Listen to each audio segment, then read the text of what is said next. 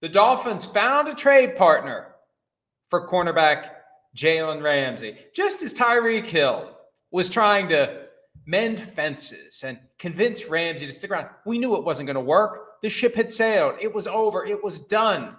When the Dolphins came out and said in mid-April that it was over and it was done, that meant it was over and it was done. Ramsey said goodbye to Miami. We still don't know what caused the relationship to go off the rails. Just months, literally, after they made him the highest paid player in the NFL at his position.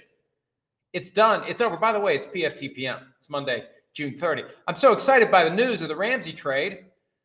I forgot to identify what we are, who we are, where you are. Where are you, by the way? It's very existential. So we know where Jalen Ramsey is going to be, heading to Pittsburgh. And I was on 93.7 The Fan last week, and they brought up Ramsey to Pittsburgh, and I said they're not going to pay him. Now, that doesn't mean they won't take him if they don't have to pay him a significant amount of money.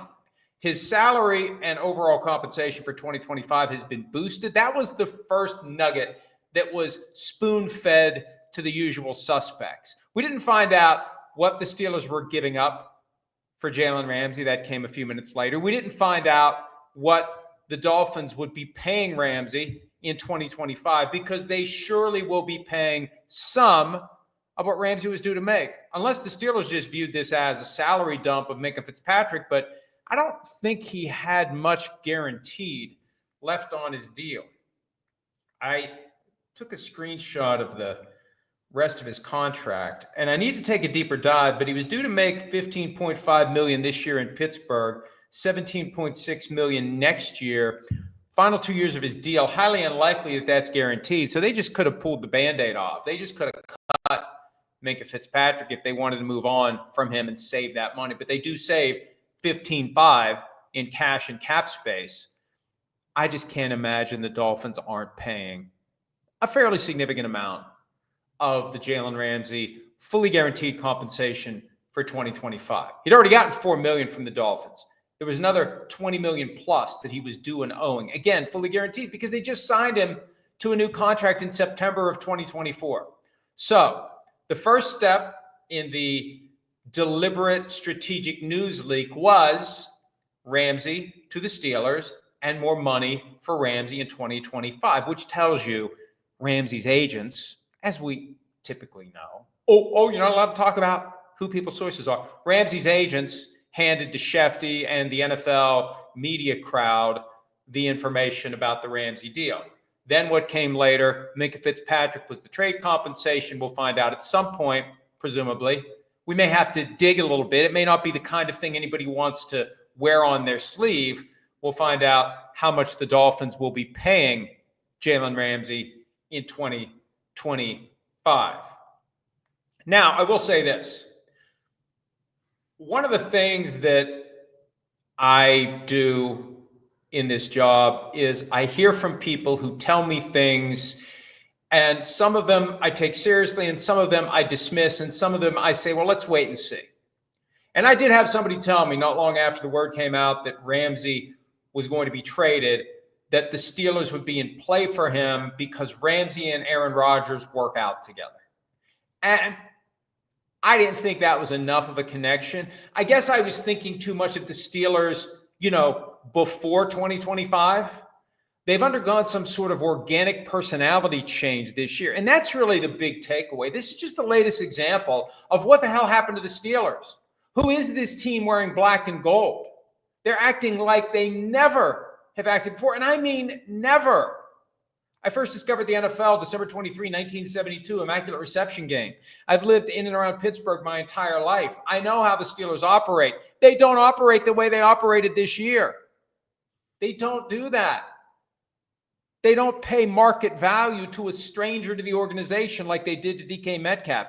They don't wait some more for an aging franchise quarterback to come in and save the day.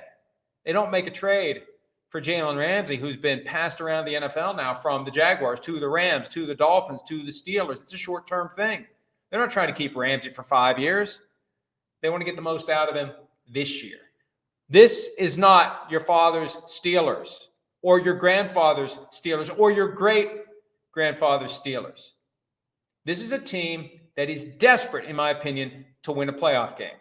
This will be 9 years without a postseason win. They are acting like they've never acted before. And it makes me wonder what happens next year if they don't win a playoff game this year. If the Hail Mary pass doesn't get caught, what's your plan for 26?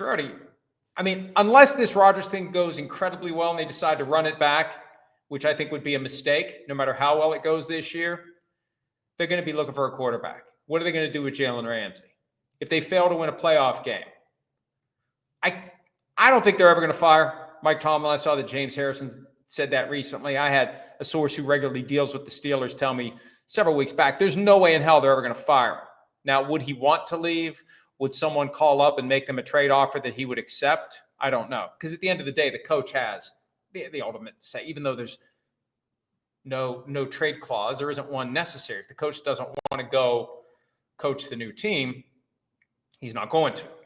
So, point is this. The desperation we're seeing from the Steelers this year is unlike any we've ever seen before. And we'll find out whether or not it leads to a different outcome than what we've seen in 2017, 2018, 2019, 2020, 2021, 2022, 2023, 2024. No playoff wins in any of those seasons. The longest drought the Steelers have gone since that day in December of 1972 when they won the first postseason game in franchise history, thanks to the late and very great Franco Harris. One last point on Minkah Fitzpatrick. He got traded from the Dolphins during, I believe, let me check this. I believe it was the 21 season or 20 season. It was the 20 season, I believe. No, 2019. Man, time flies when you're having fun. Back in 2019, the Dolphins were in full-blown tank mode to try to get Joe Burrow. And it was working early in the season. And I remember hearing that certain players on the team weren't on board with it. And I believe Minkah was one of them. And he got traded to the Steelers during that tank. I'm going to have to go back and check my notes because, my God, it's been a long time if it was all the way in 2019. Regardless, there was a period of time where it felt like the Dolphins were deliberately trying not to be competitive, and Minkah wasn't down with that. He came from Alabama where all you do is win. He wanted out. He got out. He spent some time in Pittsburgh, and now he's back in Miami. Whether he likes being back in Miami, we'll see. But they're at least trying to win. They're not good enough, but they're at least trying. Hi, it's Mike Florio. Thanks for watching PFT on YouTube. Hit subscribe for the latest news and analysis from Pro Football Talk.